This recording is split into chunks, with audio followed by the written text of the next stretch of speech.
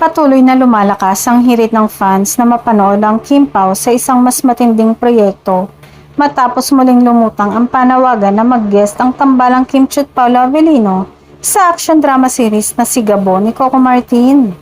Sa social media, kaliwat kanan ng fan edits, posters at hypothetical storylines kung saan isinasama ang Kim Pao sa universe ng Sigabo.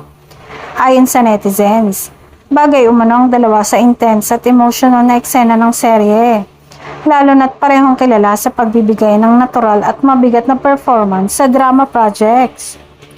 May mga fans din na nagsasabing kung matutuloy ang guest appearance, maaaring magbigay ito ng panibagong twist sa kwento ng Sigabo, lalo na kung isasama ang kanilang karakter na mas personal at action-packed na storyline. Hindi rin maiiwasan ang usap-usapan na ang chemistry ni Kim at Paolo ang isa sa mga dahilan kung bakit patuloy silang hinahanap sa mas malalaking collaborations. Kaya naman kahit wala pang official confirmation, trending pa rin ang pangalan ng Kim Pao tuwing nababanggit ang mga dream crossover sa Kapamilya Primetime.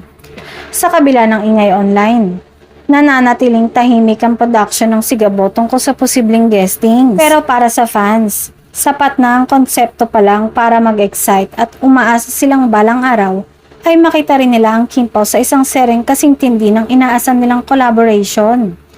Habang wala pang kasiguraduhan, tuloy ang pag-asa ng supporters na sana'y mabigyan ng pagkakataon ng Kim Pao na sumabak sa Sigabo.